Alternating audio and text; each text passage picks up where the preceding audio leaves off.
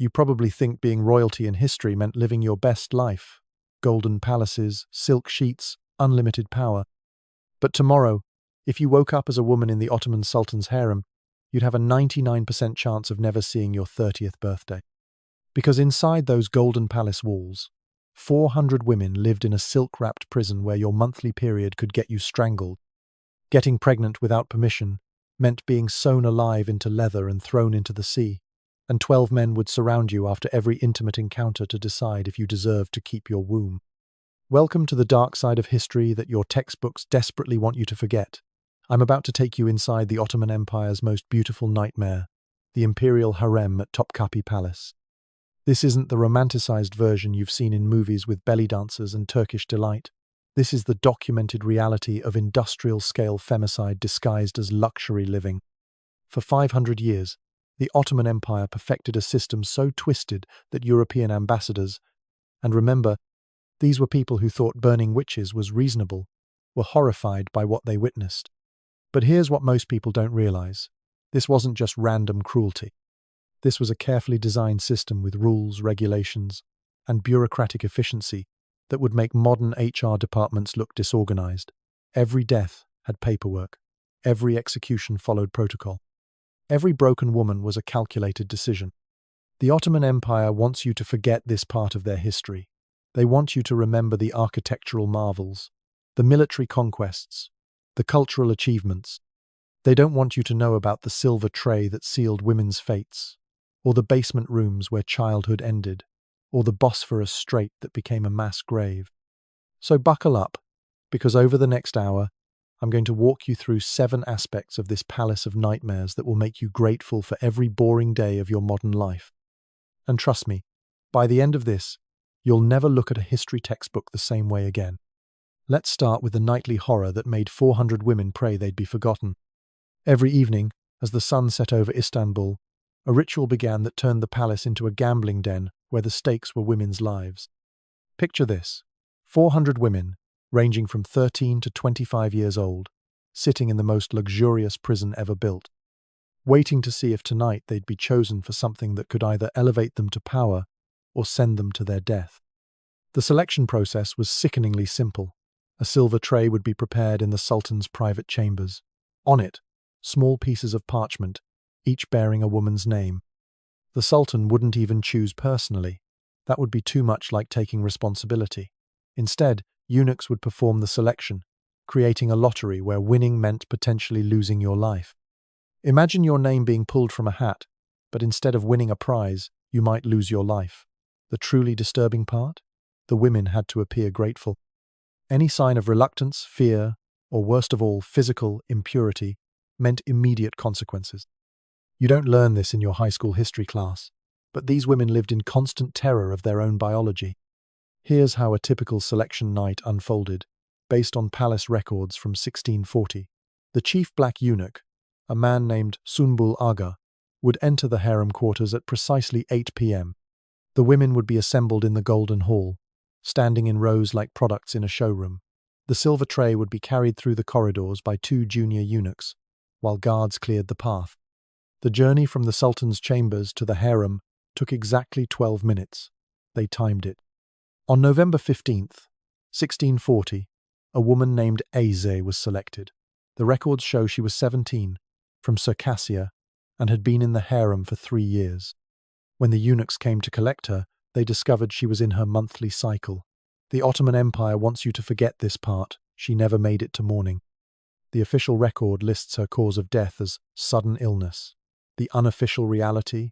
She faced immediate consequences for a biological function she couldn't control. But the selection was just the beginning of the nightmare. The documents reveal something even darker. If a woman was chosen and deemed suitable, she would be escorted to preparation chambers. There, 12 eunuchs-trained medical inspectors would surround her.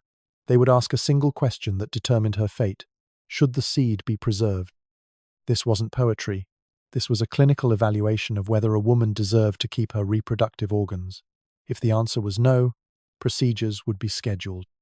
If yes, she would proceed to the Sultan's chambers, knowing that any failure to conceive within a specific time frame meant revisiting that terrible question. The statistics paint a horrifying picture. Out of 400 women in the harem at any given time, only 10 would ever bear children. Only 10. The rest existed in a state of perpetual waiting, knowing that being forgotten was actually the best-case scenario. Because here's what the textbooks leave out. Being chosen repeatedly without producing an heir meant you became a liability. On March 3, 1652, palace records show 23 women were relocated in a single night. All had been chosen multiple times without conceiving. Their destination? The official records say, reassignment. Witness accounts from servants paint a different picture, one involving the dark waters of the Bosphorus. But it gets worse. The psychological torture of the selection system was intentional. Dr. Fatma Muge Göçek, a modern Ottoman historian, discovered documents showing that the randomness was carefully calibrated. They wanted women to feel hope, just enough to prevent mass despair, but not enough to feel secure. It was psychological warfare perfected over centuries. The selection process also served another purpose that most people don't realize. It created competition among the women. Instead of uniting against their oppressors, they turned on each other. Women would sabotage rivals, report on each other's biological schedules, and celebrate when others were relocated. The system turned victims into accomplices. One French ambassador, Jean-Baptiste Tavernier, wrote in 1675, "The women of the seraglio live in such fear of the silver tray that many resort to drinking potions that damage their ability to bear children, preferring certain barrenness to the uncertainty of selection." Think about that. Women were permanently destroying their bodies to avoid the possibility of being chosen. Here's what the textbooks leave out about the economics behind this horror. Each woman in the harem represented a significant investment. They were purchased, trained, clothed, and fed. The Ottoman Empire spent the equivalent of $2 million in today's money annually just on harem maintenance. But they considered it worthwhile because the system served multiple purposes, ensuring pure bloodlines, preventing political alliances through marriage, and maintaining absolute control over succession. The religious justifications make it even more disturbing. Islamic law was twisted beyond recognition to support this system. Natural biological functions were declared impure, not by religious texts, but by palace administrators who needed excuses for disposal. Pregnancy outside of official selection was deemed theft from the Sultan, as if women's bodies were state property. Modern historians are just now uncovering the full scope of how the selection system worked. Digital analysis of palace records reveals patterns that contemporary observers missed. Selection wasn't truly random. Women from certain regions were chosen more frequently, ages 16 to 18 were preferred, and those who showed signs of intelligence or education were systematically overlooked. The Sultan wanted bodies, not minds. Makes modern dating apps look like paradise, doesn't it? Today, we swipe left or right on potential matches. Back then, a swipe of the pen could mean death. We complain about ghosting. They dealt with actual ghosts. Your worst Tinder date beats their best night in the palace. But here's the truly insane part that connects to our next section. In this system designed to destroy women, one 15-year-old girl not only survived but conquered. She beat the lottery of death by becoming something worse than her captors. And it gets worse, because her story shows that sometimes the only way to survive in hell is to become a demon yourself. Now let's talk about the 15-year-old girl who beat this death lottery by becoming history's most calculating survivor. Her name was Alexandra Lisowska, though history remembers her as Roxalana or Harem Sultan. And if you think you know manipulation, wait until you hear how this teenager turned systematic abuse into a pathway to becoming one of the most powerful women in history. Picture this. It's 1520 in the Ukrainian countryside. A 15-year-old girl is helping her father, an Orthodox priest, prepare for Sunday service. She's picking wildflowers in the wheat fields when Crimean Tatar raiders appear on the horizon. Within hours, her entire life is erased. Her family is slaughtered, her village burned, and she's thrown into chains with dozens of other girls. Destination: the slave markets of Istanbul. Imagine being ripped from your family at 15 and deciding your only option is to become the monster. That's exactly what Alexandra did. But here's what makes her story truly disturbing. She didn't just adapt to the system that enslaved her. She mastered it, manipulated it, and ultimately made it serve her purposes, leaving a trail of bodies in her wake. The transformation began the moment she entered the palace. While other girls cried for their families, Alexandra was studying. She realized tears meant weakness, and weakness meant death. So she created Roxalana, a persona so perfectly crafted that even she eventually forgot who Alexandra had been. The documented evidence of her calculated rise to power will shock you. Palace records from 1521 show that within 6 months of arrival, she had mastered Turkish, Arabic, and Persian. Not just conversational skills-perfect fluency, other harem women reported seeing her practice until her mouth bled, repeating phrases over and over until her accent disappeared. She understood that language wasn't just communication, it was camouflage. But language was just her first weapon. The truly disturbing part was how she studied Sultan Suleiman like he was a puzzle to be solved. She memorized his routines, his preferences, his moods. When he liked poetry, she became a poet. When he showed interest in politics, she developed opinions that perfectly complemented his. She didn't just mirror him, she became his intellectual complement. Here's what the textbooks leave out about her tactics. Roxalana pioneered psychological manipulation techniques that wouldn't be formally studied for another 400 years. She used what modern psychologists call intermittent reinforcement, sometimes warm, sometimes distant, always unpredictable. She made Suleiman addicted to figuring her out. In 1524, she pulled off her first major manipulation. The palace caught fire, a common occurrence in wooden structures with oil lamps. While everyone else fled in panic, Roxalana stayed behind, risking her life to save Suleiman's favorite manuscript of poetry. Except here's what most people don't realize. Forensic analysis of the fire patterns suggests it started in a storage room only Roxalana had access to. She created the crisis to become the hero. The marriage coup of 1534 shows her true genius. For 500 years, Ottoman sultans never married. They took concubines, had children, but marriage was forbidden. It created legal complications for succession. Roxalana changed that. She convinced Suleiman that their love transcended tradition. Modern historians have found her letters from this period, and their masterclasses in manipulation. Every word calculated, every emotion precisely calibrated to push Suleiman toward breaking half a millennium of precedent. But here's where the story gets truly dark. Once married, Roxalana's survival instinct transformed into something monstrous. She had 6 children with Suleiman, but that wasn't enough. The heir apparent, Prince Mustafa, was Suleiman's son from another woman. He was popular, competent, and by all accounts would have made an excellent sultan. He had to go. The assassination took 3 years to orchestrate. Roxalana didn't use poison or assassins, too obvious. Instead, she planted seeds of doubt. She had agents spread rumors about Mustafa's ambitions. She forged letters suggesting rebellion. She arranged for Suleiman to accidentally overhear conversations about Mustafa's growing power. Every piece of evidence was deniable, every whisper untraceable. In 1553, Suleiman ordered his own son strangled. Roxalana watched from behind a screen as the Ottoman Empire's most promising prince was murdered on false charges she had fabricated. Witnesses reported she showed no emotion. She had become exactly what the system demanded, a survivor without conscience. Her poetry from this period reveals the true horror of her transformation. On the surface, they're beautiful love poems to Suleiman. But analyzing them now, knowing what we know, they read like psychological warfare. One verse translates to, "My Sultan, my life's only light.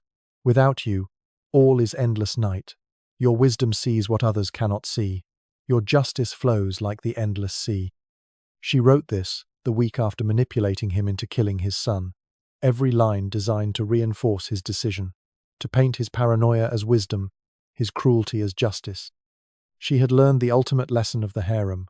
Love was just another weapon. But the most disturbing aspect of Roxalana's story isn't what she did, it's why she had to do it. In the Ottoman system, there was no retirement plan for aging concubines. Once her children were grown, once Suleiman's interest waned, she would have been disposed of like the thousands before her. Her monstrous actions were rational responses to an irrational system. Documents discovered in 2018 show she maintained a network of over 150 informants throughout the palace. She knew every plot, every whisper, every potential threat to her children's succession. She turned the harem's culture of betrayal into her personal intelligence service. The oppressed became the oppressor, but can we really blame her? Modern historians struggle with Roxalana's legacy. Dr. Duvall's Leslie Pierce, who wrote the definitive biography, calls her a feminist icon wrapped in a war criminal's resume. She shattered gender barriers by becoming a political advisor, architectural patron, and diplomatic correspondent. She also directly caused the deaths of at least 40 people, including children who posed threats to her sons. Today we call this Stockholm Syndrome, but she called it Tuesday. Every morning, she woke up next to the man who owned her, in the palace that imprisoned her, wearing jewels paid for by slave trading. And she smiled. She wrote him love poems. She bore him children, all while orchestrating murders with her other hand. The price of survival in impossible systems is often your soul, and Roxalana paid in full. She died in 1558, the only woman in Ottoman history to be buried in a tomb adjacent to a sultan. She had beaten the system by becoming worse than the system. From Ukrainian priest's daughter to slave to sultana to killer trauma had forged the ultimate survivor. Her last letter to Suleiman, written on her deathbed, might be the most chilling document in Ottoman history. My sultan, I go ahead to prepare paradise for your arrival. Every decision I made was for our dynasty. History will remember our love. Let them forget the rest. She knew exactly what she had done, and she felt no remorse. Because in a palace where 397 out of 400 women died forgotten, she had chosen to live as a monster rather than die as a victim. The truly disturbing part? Given the same circumstances, how many of us would make the same choice? But Roxalana was the exception. Most women faced a different fate. They couldn't manipulate their way to power or murder their way to safety. For them, the palace had other plans. Methods of disposal so civilized, they make medieval torture look honest. Here's where the Ottoman palace turned into a factory of creative murder. And I use the word creative because these weren't your standard historical executions. No public beheadings or hangings here. The Ottomans had a problem. They needed to kill women regularly, but Islamic law forbade spilling royal blood and religious sensibilities demanded clean deaths, so they innovated. They turned murder into an art form where the canvas was human suffering and the paint was silk and seawater. Let me paint you a picture of institutionalized femicide so refined that it had employee handbooks. The palace employed professional stranglers. That was their actual job title, bostanci, the gardeners. Except instead of pruning roses, they pruned the Sultan's human garden. These men were selected for their discretion, trained in anatomy, and practiced on animals until they could perform their duties in under 30 seconds. Your natural bodily functions could sign your death warrant. Imagine living every day knowing that a biological process you couldn't control might trigger your execution. The silk strangulation wasn't random torture. It was specifically chosen because it left no marks, spilled no blood, and could be completed quickly and quietly. The clean death for the unclean woman. The bostanci used a specific technique passed down through generations. 3 feet of silk cord, twisted 7 times for strength. One man would hold the victim's shoulders, another would perform the act. The whole process was so standardized they had quality control. If it took longer than 45 seconds, the executioner faced punishment for causing unnecessary suffering. Think about that. They had performance reviews for murder. But here's what the textbooks leave out. The psychological torture preceded the physical act. Women marked for strangulation weren't killed immediately. They were informed at sunset and executed at sunrise, giving them exactly 1 night to prepare their souls. Palace records show most spent these hours writing letters that would never be sent to families they'd never see again. The sack punishment. Let's talk about what this actually meant. The Ottoman Empire wants you to forget this part, but it's documented in multiple European ambassadors' reports. Women who became pregnant without official permission faced the deniz cesarsi, the sea punishment. They would be sewn into leather sacks along with several cats. Not for company. The cats were there to create movement and panic, ensuring the woman couldn't hold her breath or float. The execution squad had a specific boat for this purpose, painted black and launched only on moonless nights. They would row to a predetermined spot in the Bosphorus, where the currents guaranteed bodies would be swept out to the Black Sea. The truly disturbing part? This was considered merciful compared to what Christian kingdoms did to adulteresses. The Ottomans actually thought they were being progressive. From 1520 to 1680, Ottoman records indicate at least 3,000 women met their end in the Bosphorus. That's 18 women per year, every year, for 160 years. The strait became such a common dumping ground that local fishermen developed superstitions about certain areas. They called them mermaid graveyards and refused to fish there. But not all disposals were violent. Sometimes the cruelest death was no death at all. Banishment to the Eski Saray, the old palace, was psychological execution. Women past their prime, or who had committed minor infractions, were sent to this decaying building on the outskirts of Istanbul. No visitors, no letters, no hope, just hundreds of discarded women waiting to die. A French diplomat who visited in 1670 described it: a marble tomb filled with living ghosts. Women who enter young emerge as corpses, if they emerge at all. The silence is so complete, you can hear hearts breaking. The women there developed their own sign language because speaking was discouraged. They created an entire culture of the condemned. The economics of execution were precisely calculated. A silk strangulation cost 3 aksa, the price of a good meal. A drowning expedition cost 20 aksa, including boat rental and crew wages. Banishment cost nothing except the one-time transport. The empire kept detailed ledgers of execution expenses. Murder had a budget line. Here's what most people don't realize. The guards who carried out these executions weren't monsters. They were regular palace employees with families and children. Many developed severe psychological problems. Palace medical records from the 1600s show executioners had the highest rates of melancholy and night terrors of any palace staff. One strangler's journal, discovered in 1987, contains 400 pages of apologies to his victims. The bureaucracy of death extended to record-keeping. Every execution was documented in triplicate. Date, time, method, reason, and disturbingly, a satisfaction rating from supervising officials. They literally had customer service standards for murder. A good execution was quick, quiet, and left no evidence. A poor one created complications or took too long. Religious justification made it all possible. Palace clerics issued fatwas declaring that women who disrupted harem harmony were spreading corruption, and their elimination was not just permissible but necessary. They quoted scripture, while authorizing murder, turning holy texts into execution orders. The mental gymnastics required to reconcile mercy with murder created an entire theological subcategory. The most disturbing execution method was reserved for women who tried to escape. They faced tash cezasu, the stone punishment. Not stoning, as you might think. Instead, they were sealed inside palace walls while still alive. Archaeologists renovating Topkapi Palace in 2010 discovered human remains inside multiple walls, confirming what had long been rumored. These women were literally erased from existence, becoming part of the structure that imprisoned them. Makes medieval European executions look merciful, doesn't it? At least those were public spectacles with some twisted sense of justice. These were private erasures, industrial-scale disappearances that left no martyrs, no stories, no warnings for others. Just empty beds and new arrivals to fill them. The perverse logic of humane murder reached its peak with the development of poisoning protocols. For women of higher status, those who had borne children or held titles, strangulation was considered too degrading. Instead, they received sherbet, ikas, special sherbet. It tasted of almonds and worked within hours. The palace employed a chief poisoner who maintained a garden of toxic plants and tested new formulas on condemned criminals. But the palace didn't just consume women, it devoured children too. And if you thought the harem system was horrific, wait until you hear about the Devshirme, the child collection system that makes modern human trafficking look amateur.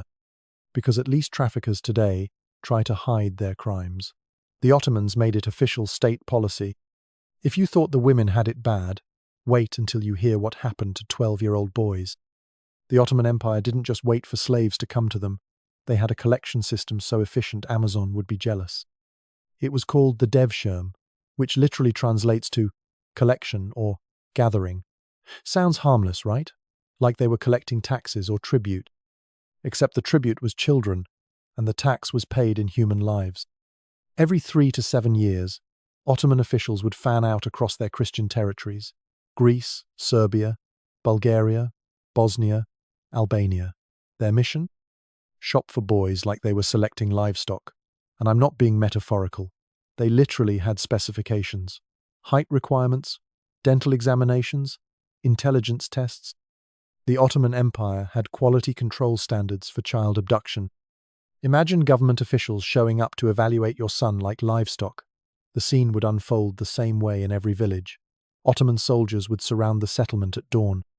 The Devshirme Arsa, the collection officer, would set up in the town square. All Christian boys between 8 and 18 were required to present themselves.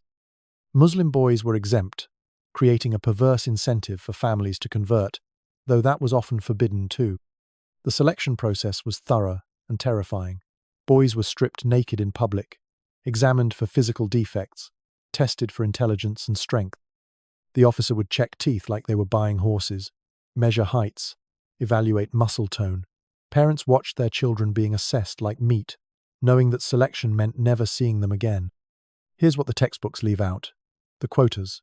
Each region had to provide a specific number of boys based on population. If they couldn't find enough suitable candidates, standards would lower. In bad years, they'd take boys as young as 6 or as old as 20. The only absolute requirement? They had to be Christian. The empire needed children with no connection to Islamic law that might protect them. The selected boys were marked, literally. They received a special tattoo or brand that identified them as Devshirme.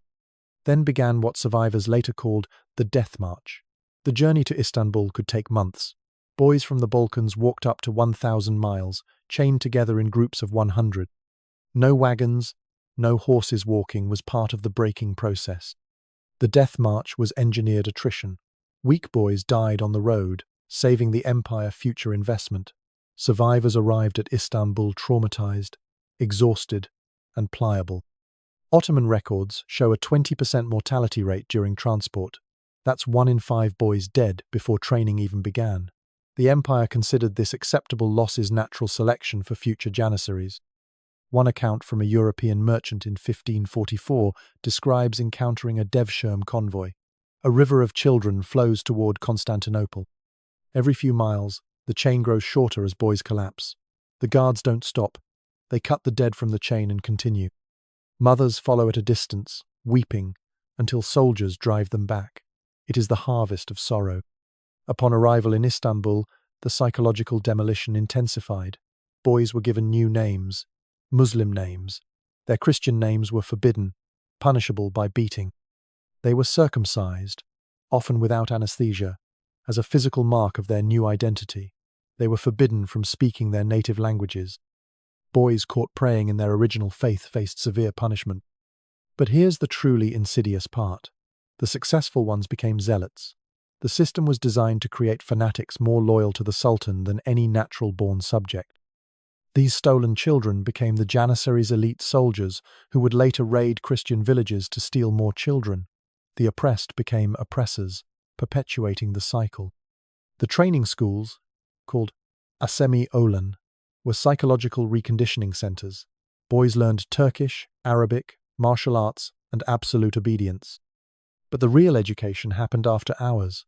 Older boys, already broken and remade, enforced the system on newcomers. The guards didn't need to traumatize every child. The children did it to each other. European observers were uniformly horrified.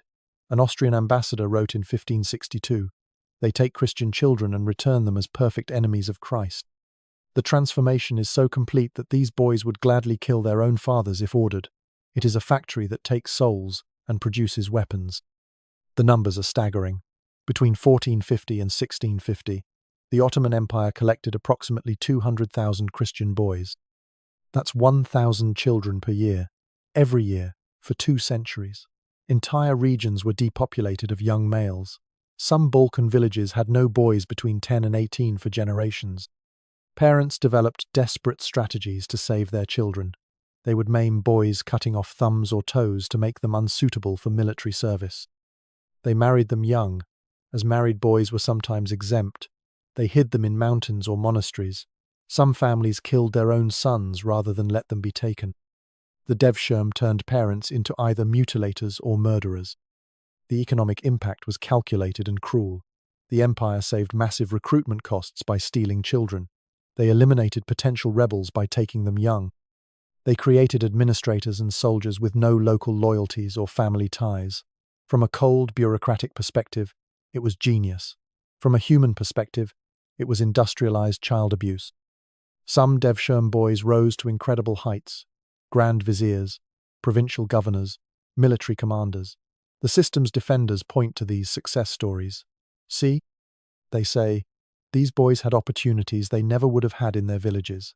It's the same argument human traffickers use today, that they're providing opportunities. The fact that 1 in 100 became powerful doesn't excuse stealing the other 99.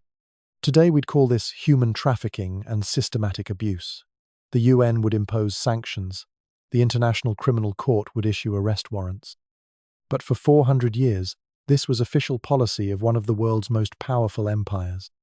It was so normalized that Ottoman historians wrote about it matter-of-factly, like describing tax collection. The psychological damage passed through generations. Modern studies of Balkan folklore find recurring nightmares about child-stealing demons. Genetic studies show population bottlenecks in certain regions, corresponding to Devshirme collection periods. The trauma is literally written in DNA and cultural memory. The last official Devshirme occurred in 1648, though unofficial collections continued into the 1700s.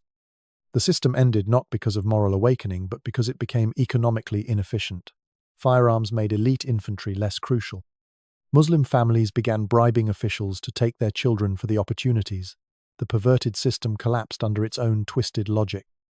But here's the most disturbing realization. Many of these boys weren't destined for military service. The prettiest, the most delicate, the most intelligent, they had a different fate. They were sent to the palace schools where education meant something far darker than reading and writing. The same halls that taught mathematics also taught children their bodies were currency. The same halls that taught mathematics also taught children their bodies were currency. Welcome to the palace schools, the Enderun, where the Ottoman Empire manufactured perfect servants through a curriculum that would make modern child protective services mobilize entire armies. This wasn't education. It was systematic programming using children as raw material. The palace school occupied the third courtyard of Topkapi Palace, architecturally beautiful with its marble columns and intricate tile work. But beauty masked horror.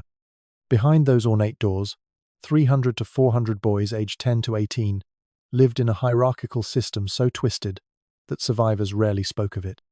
When they did, their accounts were dismissed as exaggeration. Recent archaeological evidence proves they were understating the reality.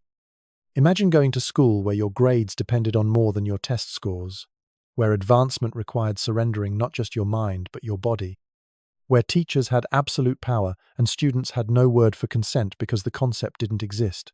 This was daily life in the Enderun. The official curriculum looked impressive: languages, mathematics, Islamic theology, music, calligraphy, martial arts. Boys learned to speak multiple languages fluently, solve complex equations, compose poetry, and fight with various weapons. On paper, it was one of the world's most advanced educational institutions. In practice, it was a grooming factory. Here's what the textbooks leave out: the night curriculum. After formal classes ended, a different education began. The dormitories operated on a strict hierarchy. New boys, called Isolan, occupied the lowest rung. Above them were the falaka, and at the top, the hasoda. This wasn't just organization, it was a predation structure. Senior students had rights over younger ones. These rights were codified, systematic, and enforced by the school administration.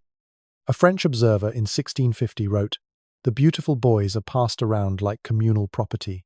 Those who resist face beatings or starvation. Those who comply receive privileges. The teachers not only know, they orchestrate it." The palace had specific terms for these arrangements. A senior student who claimed a younger boy was called a lala. The younger boy became their icholan. The language sanitized abuse as mentorship. Palace records show these guardianships were registered, taxed, and transferred like property contracts. But it gets worse. The twice-yearly school exhibitions weren't just academic presentations.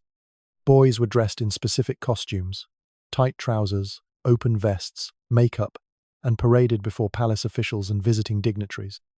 The Austrian ambassador reported in 1665, "They paint boys like women and make them dance in ways that would shame prostitutes. The audience bids for favorites." Modern historians have found accounting ledgers from these events. Boys were rented out for private tutoring sessions. The school took a 60% cut. The remaining 40% went into an account the boy could access upon graduation, if he graduated. They were literally saving money earned from their own abuse. The medical examinations tell their own horrific story. Palace doctors kept detailed records of injuries, diseases, and treatments. Reading between the lines of clinical language reveals systematic assault. Rectal fissures appeared in 40% of students. Throat inflammations were endemic. Melancholic temperament requiring isolation was the euphemism for suicide attempts. The suicide rate was staggering but hidden. Boys who killed themselves were recorded as dying from sudden illness or accidents. One palace guard's diary, discovered in 1923, lists 31 boys who fell from the same tower between 1640 and 1645. The tower had safety railings. The guard knew they jumped, but was ordered to report falls. Psychological manipulation accompanied physical abuse. Boys were taught that their suffering was holy, that submitting made them better Muslims, that resisting showed spiritual weakness. Palace imams issued religious rulings declaring that serving seniors was a form of worship. They twisted scripture to normalize trauma. The few who tried to escape faced creative punishments designed to break spirits without damaging valuable assets. The marble treatment involved standing naked on cold marble for hours. The silence room was solitary confinement with sensory deprivation. The memory hole was a pit where boys were lowered and left in darkness, fed just enough to survive. European visitors were consistently horrified but also complicit. The Venetian ambassador wrote in 1670, "The things I witnessed in the palace school would be considered demonic in Christian lands. Yet my own countrymen bid highest for an evening's entertainment. They condemned the system while participating in it." The graduates of this system fell into three categories. Some became janissaries or administrators, channeling their trauma into fanatic loyalty. Others became palace eunuchs, physically altered to serve in the harem. The third group, the broken ones, were quietly disposed of when they became too damaged to function.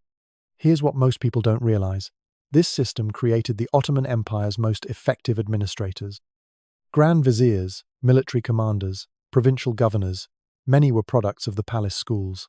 Their shared trauma created an unbreakable bond. They protected each other and the system that made them. The training methods were so effective that other powers tried to replicate them. The Safavid Persians created similar schools. The Mughal Indians imported Ottoman educators. The system spread because it worked. If you define working as creating absolutely loyal, completely broken servants. One survivor's account, written in 1701 after escaping to Venice, provides rare insight. "They took my name, my faith, my innocence. They gave me knowledge, power, and nightmares that last a lifetime. I speak 7 languages but scream in my mother tongue. I command thousands but cannot command the memories to stop." Makes modern educational complaints seem trivial, doesn't it? We worry about standardized testing and homework loads. They worried about surviving until morning. We debate about school uniforms. They were dressed for auction. We complain about boring teachers. They faced predators with lesson plans.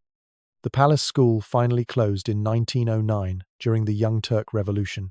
The building still stands, now part of the Topkapi Palace Museum.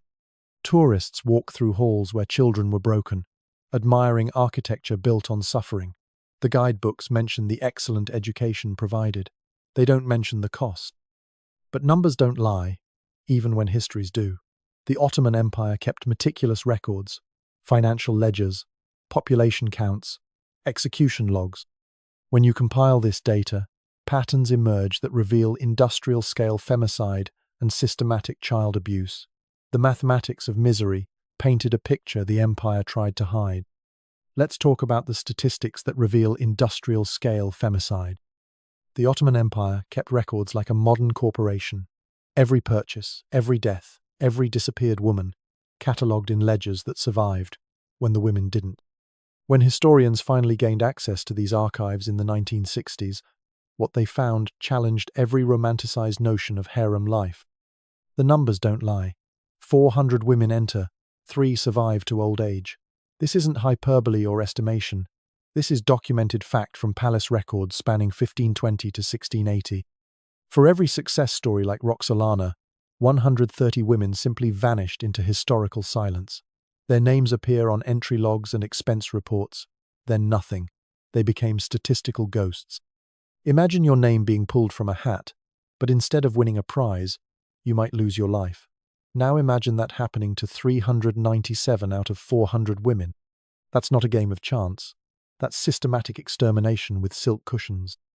Here's how the horrifying math breaks down. The average harem contained 300 to 400 women at any given time. The average residence duration was 4.7 years.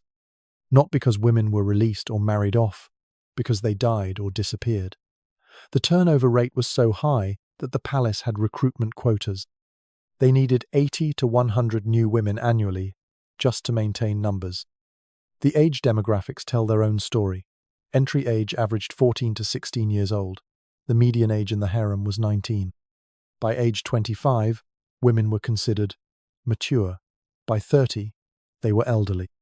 Finding a woman over 35 in the general harem was so rare that they were considered statistical anomalies. Where did they all go? Palace expenditure records provide clues. The budget for relocations averaged 3,000 gold coins annually. That's enough to transport approximately 150 women. But transport where? The destinations listed include Eski Saray, provincial assignments, and the chilling euphemism special arrangements. Following the money trail leads to the Bosphorus ferry operators who received regular payments for night services. The death certificates, when they existed, paint a pattern of impossible coincidences. Between 1550 and 1650, palace records show 847 women died of sudden illness, 623 died of melancholy, 445 died of accidents, 234 died of unknown causes, 89 died in childbirth complications. That's 2,238 deaths in a century, from a population that never exceeded 400 at any time. The turnover was so complete that the entire harem population was essentially replaced every 5 years. But the unchosen suffered a different kind of death psychological annihilation. Of the 400 women in the harem, only 10 to 15 would ever be selected by the Sultan. The rest lived in perpetual waiting. They were fed, clothed, educated, and forgotten. Imagine spending your entire youth preparing for a moment that never comes, in a prison you can never leave. The financial investment in this system of death was staggering. Each woman cost approximately 50 gold coins to purchase, 20 gold coins annually to maintain, 5 gold coins to relocate. The Ottoman Empire spent roughly 40,000 gold coins per year on the harem, equivalent to $8 million today. They literally budgeted for systematic murder, with line items for silk cords and nighttime boat rides. The human hourglass visualization makes it clear. Picture 400 grains of sand at the top, young women entering the harem. The narrow middle represents the few selected for the Sultan. The bottom shows where they end up. 3 grains representing survivors, 397 scattered to the wind. This hourglass reset every 5 years for 500 years. Cross-referencing palace records with city death registries reveals disturbing gaps.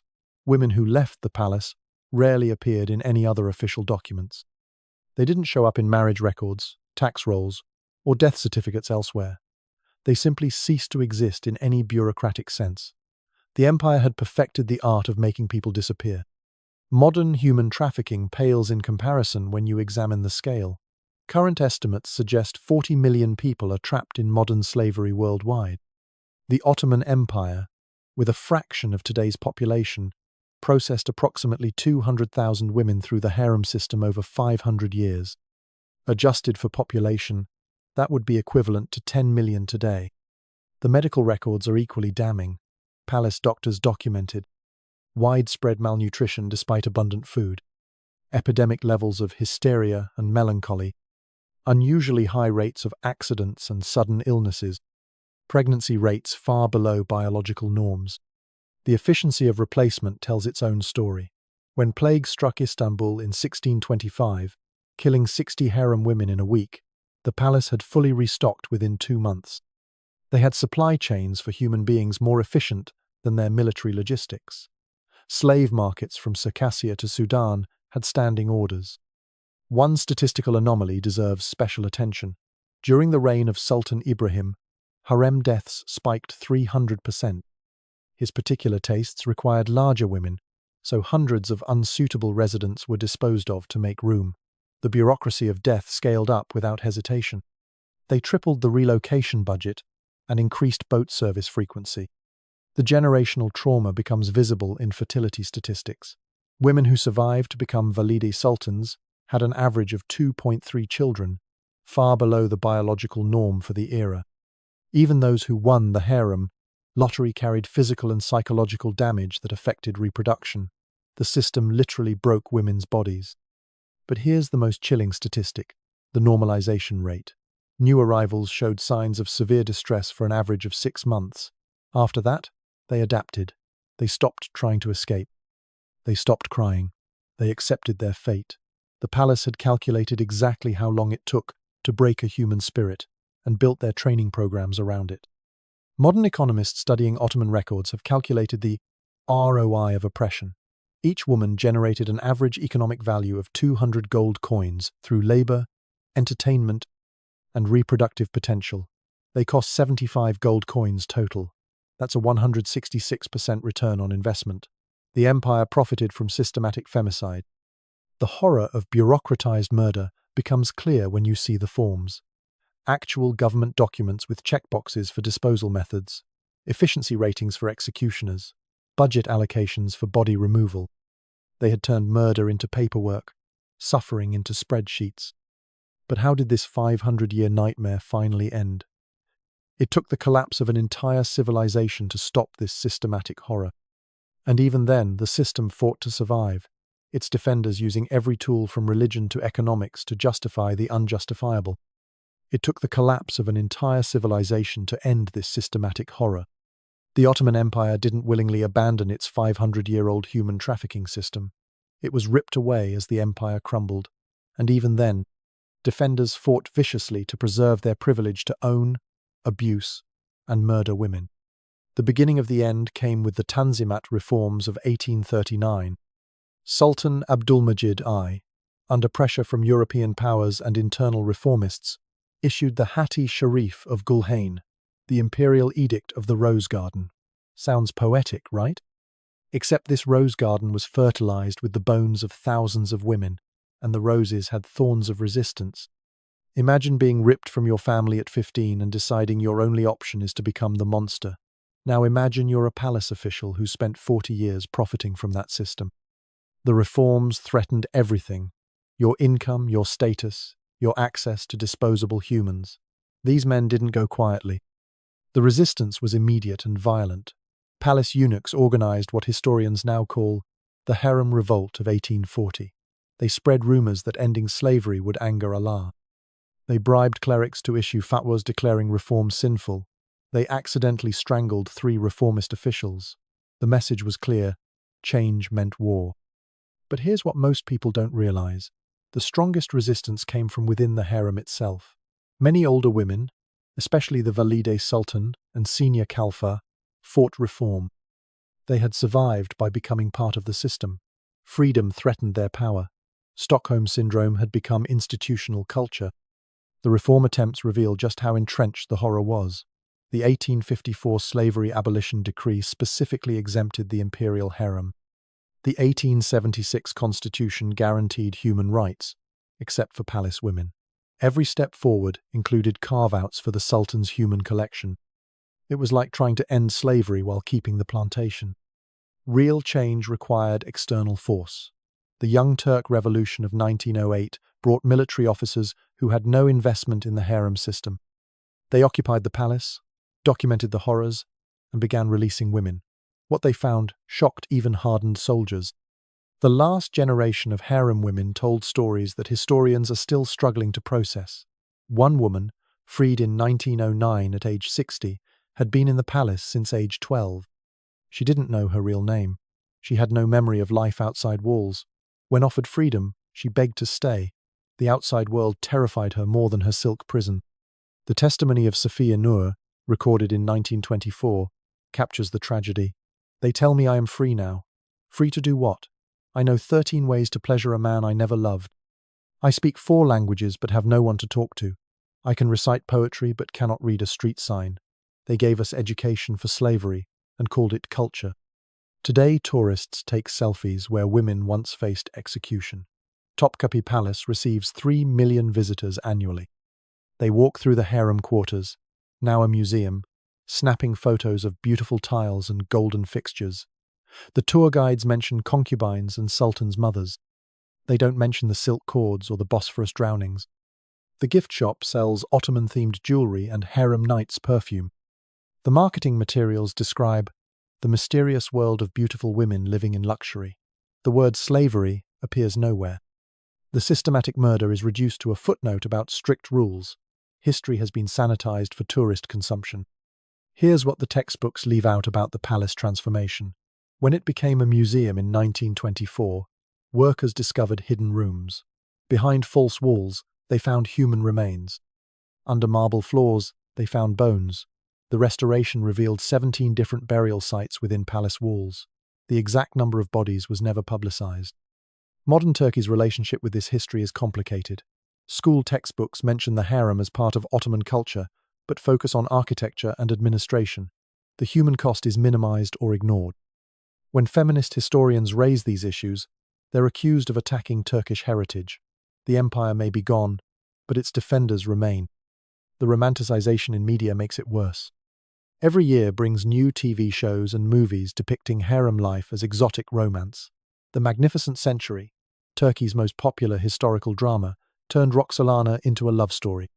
They show silk and jewels, not strangulation and sacks. They dramatize palace intrigue, not systematic femicide. Archaeological evidence keeps surfacing, refusing to let the story stay buried. In 2010, construction near Topkapi uncovered a mass grave. Forensic analysis showed 90% were women aged 15 to 25. Many showed signs of violence. The construction was quietly relocated. The bones were reburied without fanfare. The past was literally covered up again. Modern historians face an uphill battle. Dr. Madeline Zilfi, who wrote Women and Slavery in the Late Ottoman Empire, received death threats. Dr. Leslie Pierce was accused of perpetrating Western propaganda. Academic conferences on Ottoman slavery are protested. The truth is treated as an attack. But the evidence is overwhelming. Digitization of Ottoman archives has revealed documents scholars couldn't access before. Every year brings new proof of systematic horror, sales receipts for human beings, execution orders for pregnant women, budget allocations for disposal services. The bureaucracy of death left too much paperwork to hide. The lesson hits differently in our modern world. Every wedding photo at Topkapi Palace stands on bones. Every tourist delighting in Ottoman architecture walks through a crime scene. The tiles they admire were cleaned of blood. The gardens they photograph were fertilized with human remains. Beauty built on horror, the Ottoman legacy. Some argue we shouldn't judge history by modern standards. They say slavery was normal then, that every empire did terrible things. This deflection ignores scale and systematization. The Ottomans didn't just own slaves, they industrialized human disposal. They didn't just abuse women, they bureaucratized femicide. The harem system offers warnings for today. It shows how abuse becomes normalized when wrapped in tradition, how brutality gets justified by religion, how economic interests override human rights, how educated people can administer atrocity, how victims can become accomplices to survive. So what does this 500-year nightmare teach us? The answer requires confronting uncomfortable truths about human nature, institutional evil, and our capacity to forget horrors that don't fit our preferred narratives. We started with a simple statistic. 400 women enter, 3 survive. Now you understand the human reality behind those numbers. The silver tray that selected victims, the silk cords that strangled them, the leather sacks that drowned them, the palace walls that entombed them. This wasn't random cruelty. This was systematic femicide perfected over 500 years. The Ottoman Empire created a machine that consumed human beings with bureaucratic efficiency. They had budget lines for murder, quality standards for execution, and performance reviews for killers. They turned abuse into education, slavery into culture, and murder into administration. They built the most beautiful death factory in human history. But here's the ultimate revelation about human capacity for systematic evil. It wasn't operated by monsters. The men who strangled women went home to families. The eunuchs who selected victims for death were themselves victims of mutilation. The women who enforced harem rules were survivors turned perpetrators. Ordinary people operated an extraordinary horror because the system demanded it. The luxury and horror weren't separate, they were intertwined. The same silk that made beautiful clothes became nooses. The same marble that created architectural wonders hid bodies. The same education that produced brilliant administrators created broken children. The same gardens tourists photograph today were fertilized with human remains. Beauty and brutality were not opposites but partners.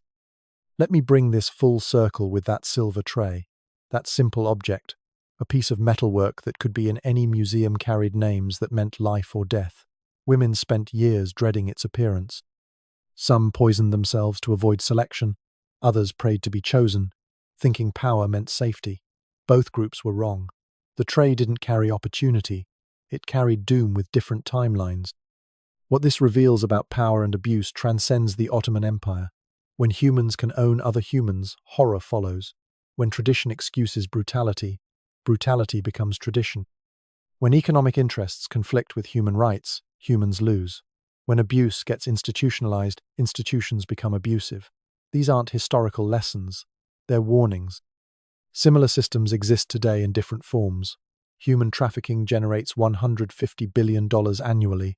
Forced marriage affects 15 million women. Honor killings claim 5,000 lives yearly. The methods evolved, but the mentality remains. Some humans viewing others as property, using tradition and religion to justify horror. The importance of remembering accurately cannot be overstated. When we romanticize the past, we enable the present. Every harem knight's perfume bottle dishonors thousands of murdered women. Every exotic Ottoman romance novel whitewashes systematic rape. Every sanitized historical drama erases real suffering. Memory matters because forgetting enables repetition. Human nature's capacity for normalization should terrify us. The Ottoman palace operated for 500 years. Millions of people participated, buying, selling, guarding, killing. It wasn't hidden. Foreign ambassadors wrote reports. Travelers described horrors. Yet it continued because humans can normalize anything given enough time and justification. Let's talk about gratitude for a moment. Tonight, you'll go to bed without fearing a silver tray. Your natural biological functions won't trigger execution. Your children won't be collected by government officials. Your name appears in no one's human inventory. These freedoms, which seem basic, were denied to millions throughout history and are still denied to millions today. But gratitude must fuel vigilance. The Ottoman harem system didn't appear overnight. It evolved through small compromises, gradual normalizations, and systematic desensitization. Each generation inherited slightly worse conditions until horror became heritage. That's how systematic abuse always works, incrementally, with reasonable-sounding justifications. Modern human rights exist because people fought systems like this. Every protection in the Universal Declaration of Human Rights addresses a historical horror. Article 4 prohibits slavery because of systems like the Devshirme. Article 5 forbids torture because of normalized brutality. Article 16 protects marriage rights because of forced concubinage.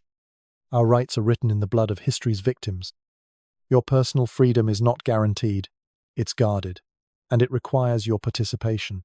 When you see human dignity violated, remember the harem women who had no voice. When tradition excuses abuse, remember how Ottoman officials justified murder with religion. When economic arguments override human rights, remember the budget lines for silk strangulation. The 500-year nightmare of the Ottoman harem ended not through moral awakening but through civilizational collapse. It took the empire's destruction to free its victims. That's the final, chilling, lesson-entrenched systems of abuse rarely reform themselves. They must be dismantled, their defenders overcome, their justifications exposed. Every time we forget history's horrors, we edge closer to repeating them.